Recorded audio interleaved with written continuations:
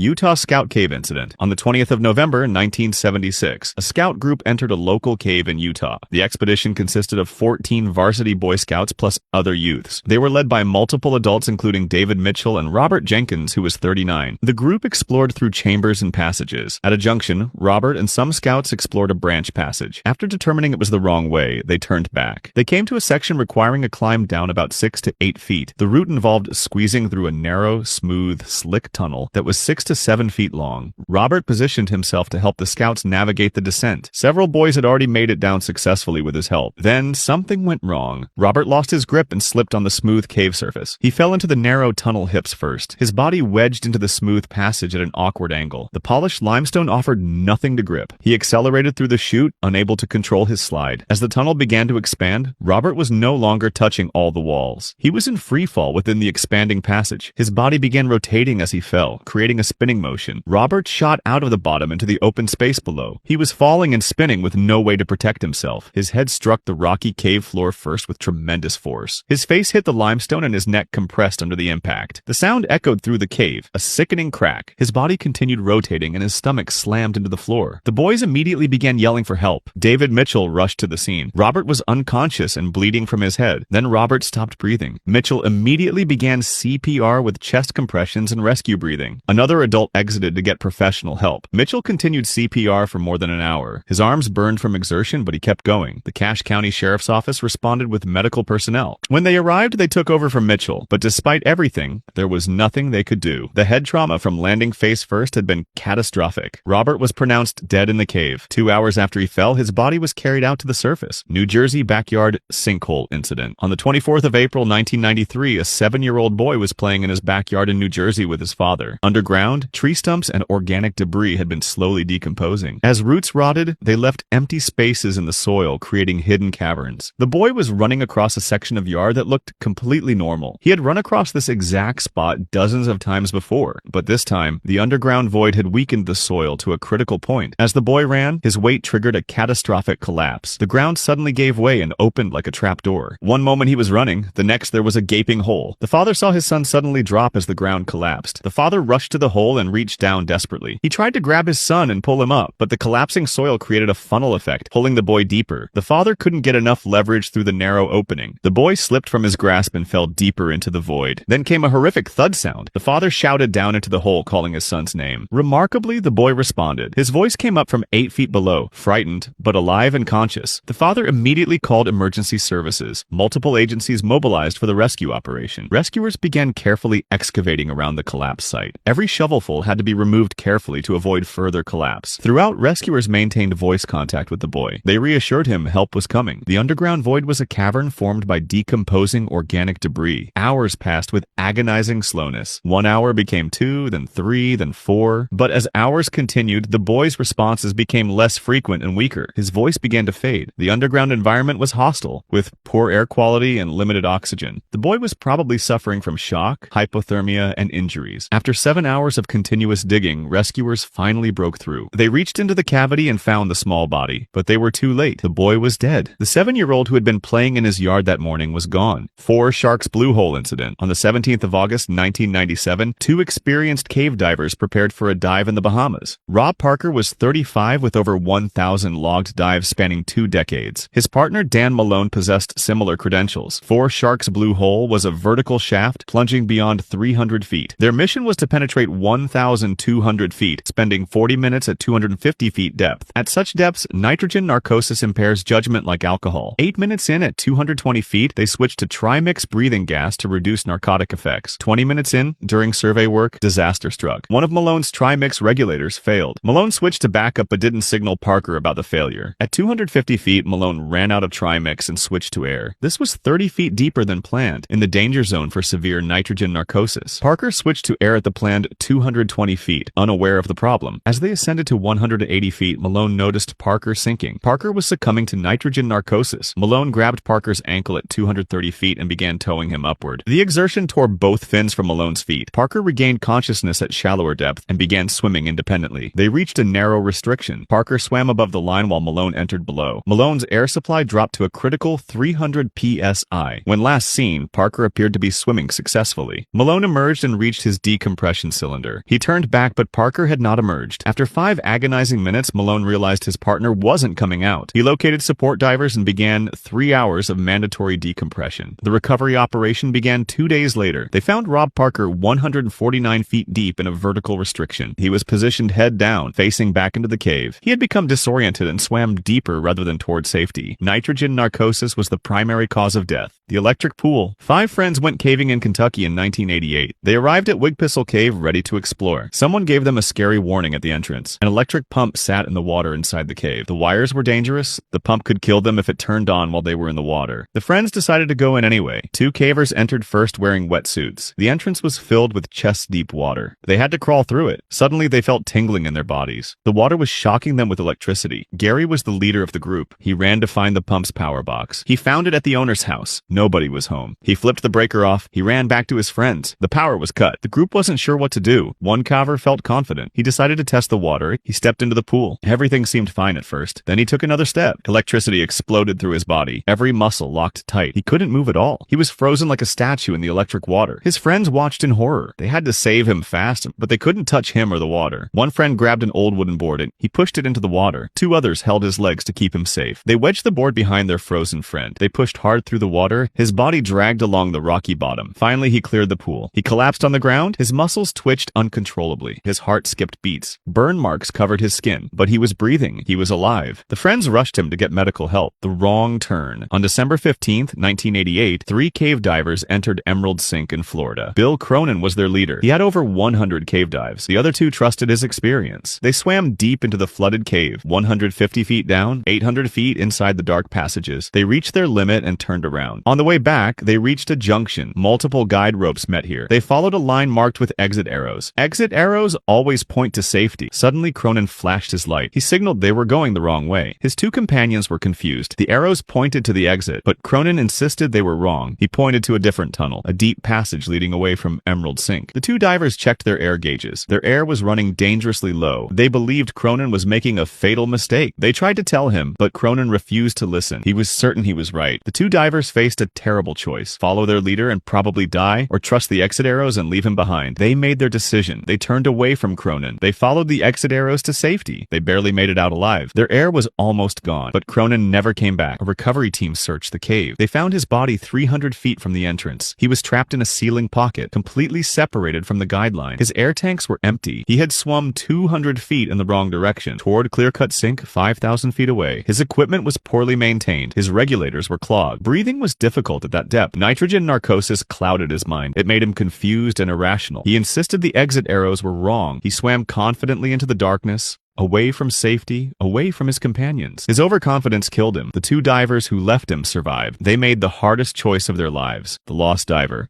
On June 19, 1988, 2 divers arrived at Chacal Cave in Mexico. They came to recover scuba gear from a deadly accident. A year earlier, 2 divers had died in this underwater cave. Their expensive equipment was still inside. The 2 new divers wanted to get it back, but they made a terrible mistake. They had no training for cave diving. Each diver carried only 1 light, no backup lights at all. Their air tanks had only 1 valve. If it failed, they would have no air. Worst of all was their guideline system. The lead diver draped the rope over his shoulder. The second diver followed behind holding the spool. This was dangerous and backwards. The 2 men entered the dark underwater cave. They swam deeper into the flooded passages. They reached 200 feet inside the cave. Then the second diver panicked. Fear took over his mind completely. He dropped the spool and bolted for the exit. His fins kicked up huge clouds of silt. The water turned into a thick, murky soup. The lead diver suddenly felt the rope fall from his shoulder. His guideline was gone. He was alone in complete darkness. He could not see anything at all. He had no rope to follow back. The second diver made it out alive. He surfaced and called for help immediately. A rescue diver named Jim Coate rushed to the cave. He entered the water at 6 p.m. He swam fast through the dark passages, but he was too late. At 200 feet inside, he found the body. The lost diver had run out of air. His fingers showed terrible marks. He had clawed at the rock walls around him. In his final moments, he had scratched the limestone desperately. His lungs were burning. He drowned alone in the darkness. The rescue team brought his body out. They also recovered the equipment from the earlier accident.